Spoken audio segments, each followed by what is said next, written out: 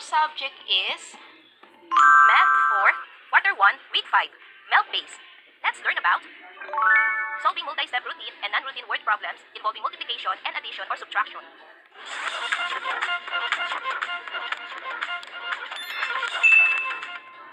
After going through this lesson, you are expected to solve multi-step routine and non-routine problems involving multiplication, addition, or subtraction using appropriate problem-solving strategies and tools.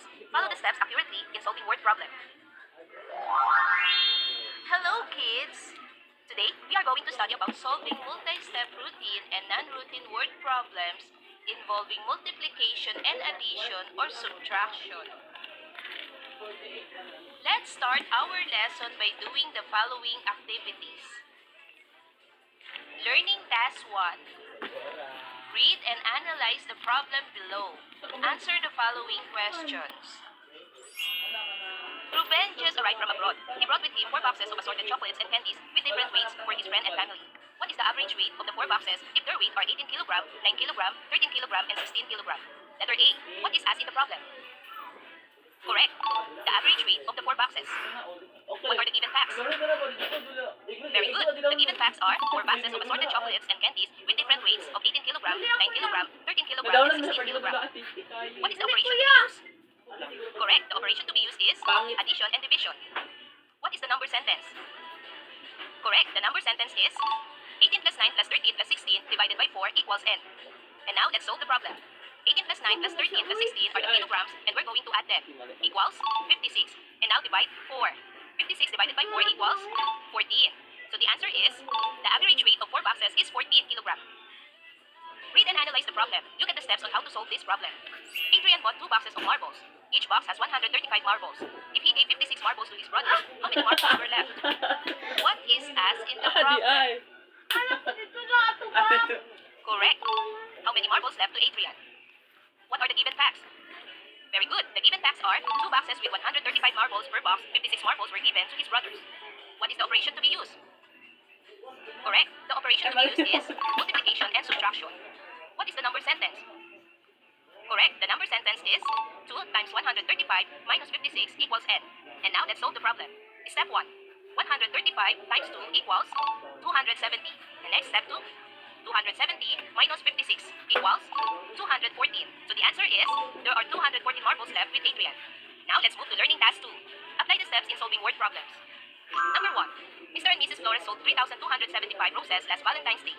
How much is their total sales if each rose costs 50 pesos? What is asked in the problem? Very good. Their total sales of roses. What are the given facts? Very good. The given facts are 3,275 roses sold and 50 pesos each roses. What is the operation to be used? Correct. The operation to be used is multiplication. What is the number sentence? Very good. The number sentence is 3,275 times 50 equals n. And now, let us solve the problem. Multiply 3,275 times 50 equals 163,750. 163,750 pesos is the total sales of roses. Number 2. There are 5 bundles of popsicle sticks. If each bundle contains 5 dozens, how many popsicle sticks are there in all? What is asked in the problem? Very good. The total number of popsicle sticks. What are the given facts? Very good. The given facts are 5 bundles of popsicle sticks and 5 dozens in each bundle. What is the operation to be used? Very good. The operation to be used is multiplication. What is the number sentence? Correct. The number sentence is 12 times 5 times 5 equals n. And now let us solve the problem. Multiply 12 times 5 equals 60. And then multiply 60 times 5 equals 300. There are 300 popsicle sticks in all. Number 3. The street lights are 25 meters apart. If there are 15 street lights, what is the distance from the first street light to the last street light?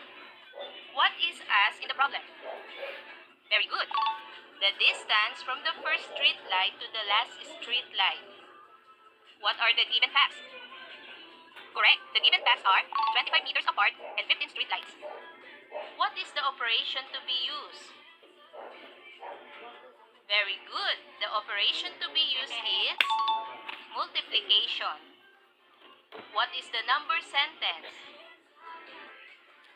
Correct. The number sentence is 25 times 15 equals n. And now let us solve the problem. Multiply 25 times 15. First multiply 25 times 5 equals 125. Then multiply 25 times 1 equals 25. Then add 125 plus 25 equals 375. 375 meters is the distance from first street light to the last street light. You have to try UV glue. This little thing is really amazing. Just shine a UV light on it. From first street light to the last street light. Izo man tayo gamay. To solve multi-step routine and non-routine problems involving multiplication, addition, or subtraction using appropriate problem-solving strategies and tools, we are guided by the following steps. Understand, plan, solve, check, and look back. And for our last activity, read, analyze, and answer the following for a class 50 grams of chicken in the table. How many more grams of chicken should she buy? A. 2,000. B. 2,500. C. 11,250. Or D. 1,250. Sabit ka. Ano sabit yun sa... The answer is...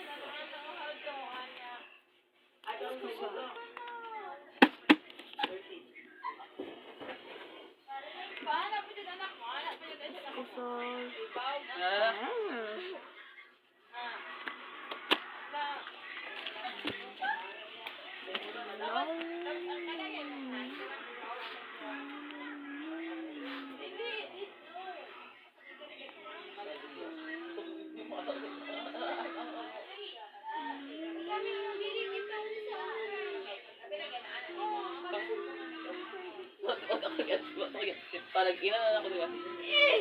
Mabalik! Pagka ko mag-Facebook sa cellphone, mapangit, mga quality good, mapangit. Sa imo na lang ako. Dili man mapangit. Mapangit tayo, kita yung mga ako, bato si mo na lang ko galap ina. Mabalik pa yung Facebook, sige na.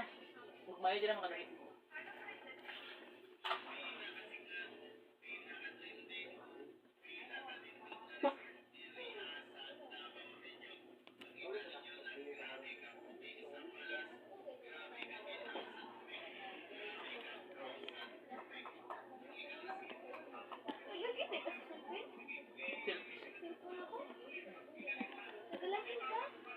Saan mo to? Saan ka mani?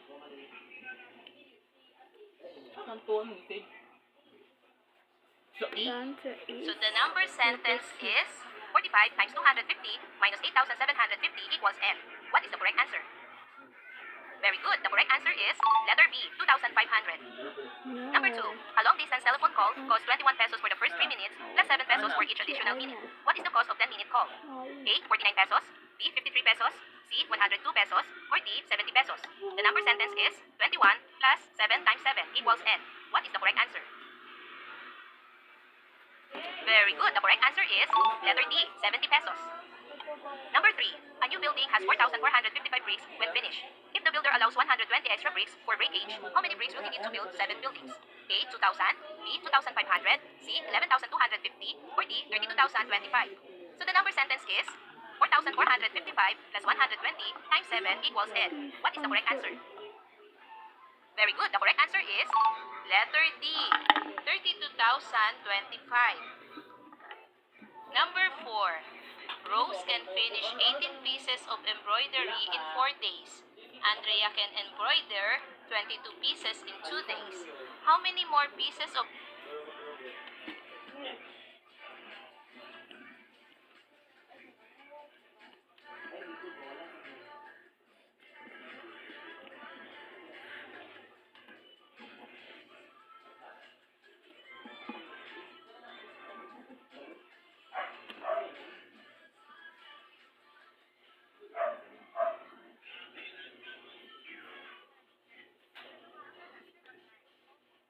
Kuya! What?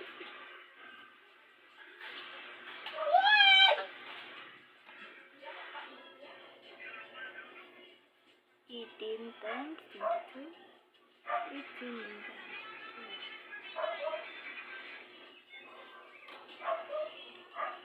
1920.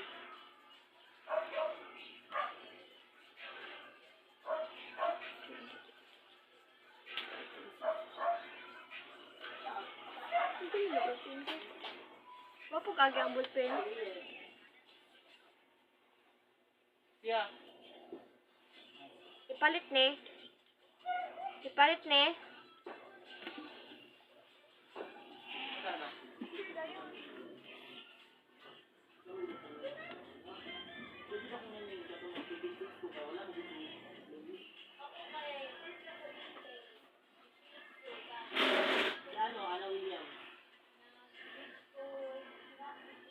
William, sugod ako.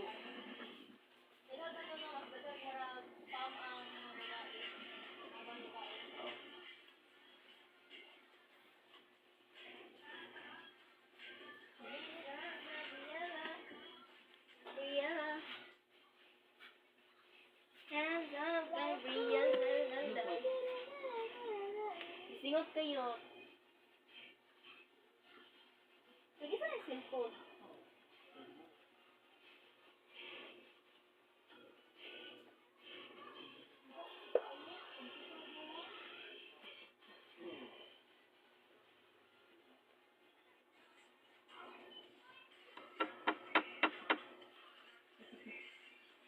Naglimot ka sa lahat. Finishing. Kinihama ka tayong gusto ko pala. Hagod na siyang hagod. Pagdali na daw. Asa ang dali ni mo, Rubichan? Mga to. Ikwin. Bawal ka mo upan. Bawal ka mo upan. Kami na sa kasi. Asa ang dali ni Rubichan? Pagdali daw siya. Embroidery can Andrea make and rows in 4 days? A. 72, B. 44, C. 88, or D. 26? What is the correct answer? So the number sentence is 22 times 2 minus 18 equals N. What is the correct answer? Very good. The correct answer is letter D. 26. Number 5. Nelson can plant 143 petri seedlings in 8 plots in a day. Alex can plant 96 petri seedlings in 13 plots in a day. How many more can Alex plant than Nelson? A. 1,144, B. 1,248, C. 104, or D. 140. So the number sentence is 143 times 8 minus 96 times 13 equals N. What is the correct answer? Very good. The correct answer is letter C. 104. Kids, are your all answers correct? Wow! Good job!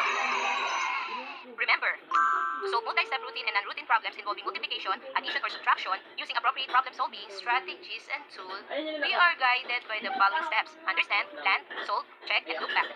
Kids, I hope you learned a lot from this lesson. Until our next topic, bye-bye! Thanks for watching! Siya, uy, lag out Kani? na.